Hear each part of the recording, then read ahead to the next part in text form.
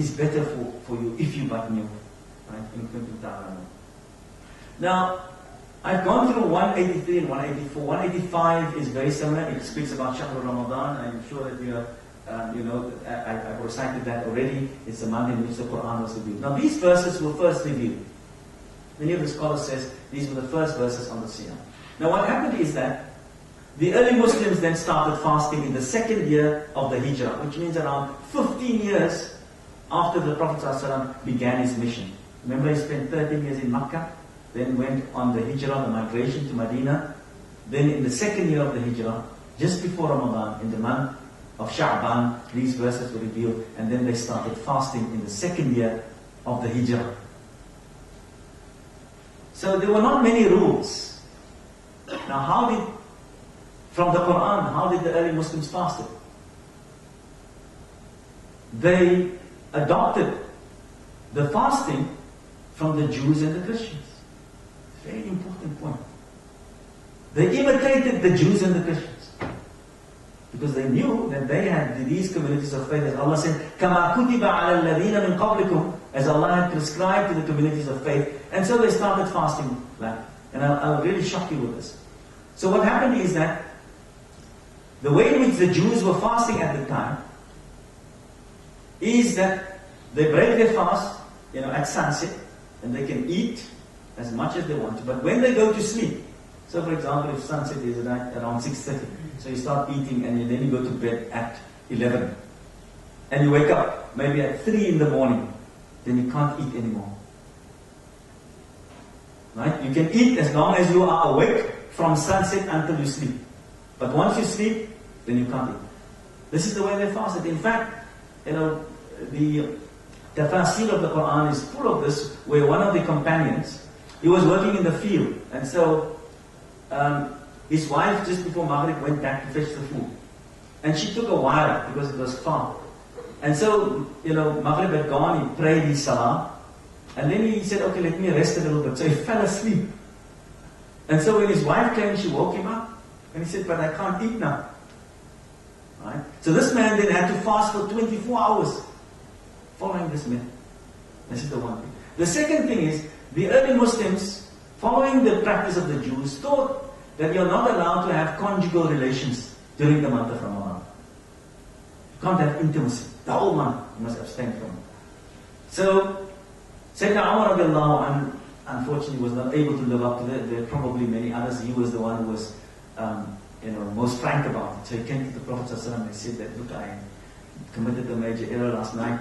I had conjugal relations with my wife.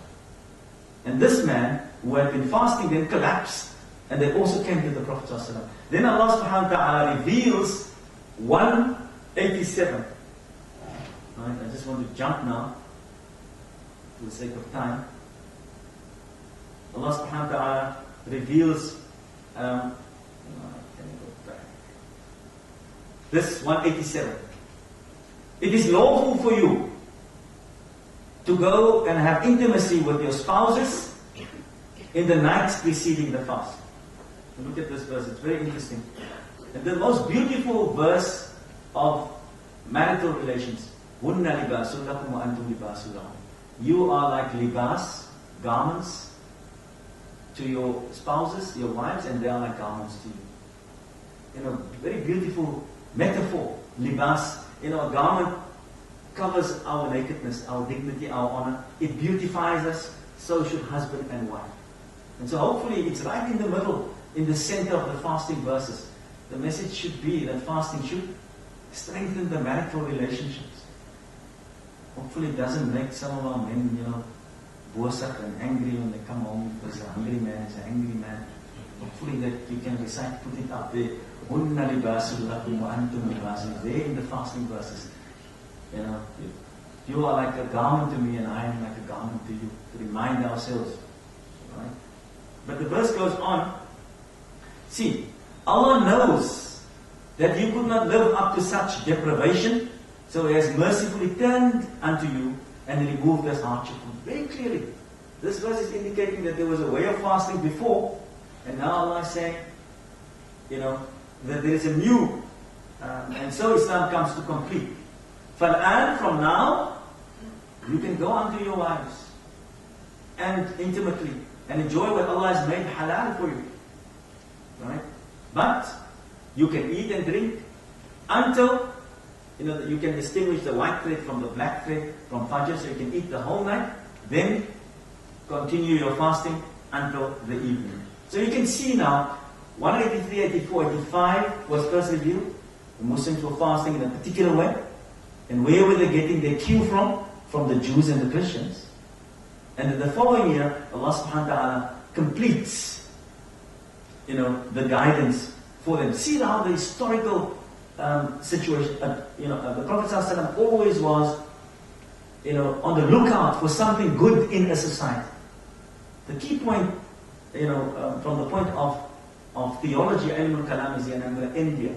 The one is, Allah subhanahu wa ta'ala says that every human being, كل مولود يولد على الفطرة, is born pure. Unlike Christians, we do not believe people are born sinful innately. They are born pure.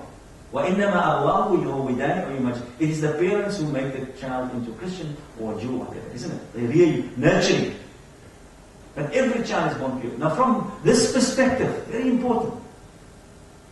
This is from the point of view of Tawheed, Ilm al-Kalam, our worldview on which we are very weak. We only have the external fiqh. And we don't know sometimes the purposes behind it. And the Ruhaniyah, Islam has 3 dimensions. That part of Islam which regulates our external conduct, the fiqh. But that part of the teachings of Islam which, inspires our worldview, our thinking, our perspective. And that part of Islam which nourishes our ruh. We also have a soul. But we have reduced Islam only to external conduct. There's no high thinking. I'll give you one example.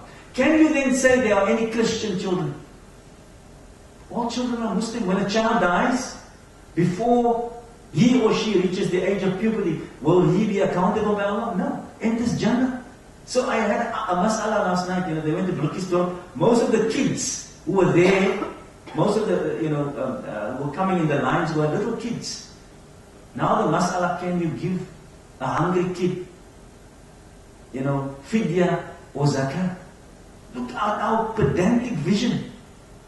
This child is hungry. Are you going to say, what is your religion? If he's a Christian? No.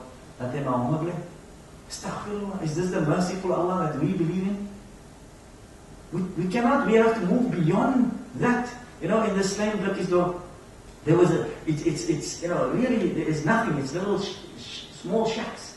So this little kid, this is a story that was related by one of our brothers who went out there. He says, a little kid by the name of Ryan.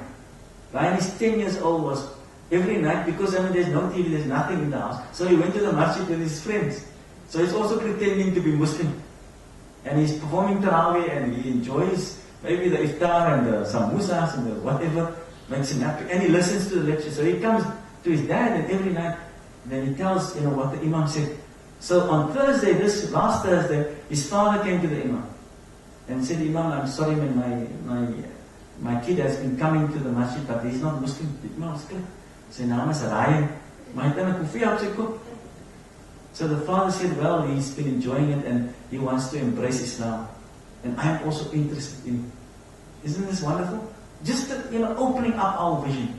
So firstly, the first point is that all human beings have the natural propensity, the Mu'tazilites from the point of view of Kalam. We don't know that we are Ash'arites. In the same way that you have a madhab, Shafi, Hanafi, Maliki, Hanbali. If I ask you, that's from the point of view of fiqh, what is your Kalam, your theological school? There are Ash'arites, Mu'tazilites, Maturidis. You don't know. We don't know.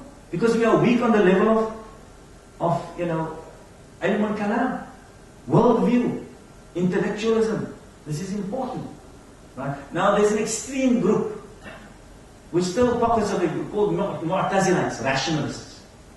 By the famous Ibn Abul Walid Ibn Rushd, Averroes, that lived in the 13th century in Spain. He believed that Allah inscribed in human beings the innate ability to find goodness. So the human being doesn't need to be told that killing and stealing is wrong. If he exercises his innate intellect, you will come to the same conclusion that intoxicants, that which will fogs the mind, drugs and alcohol, they are not good for the human being. And it's,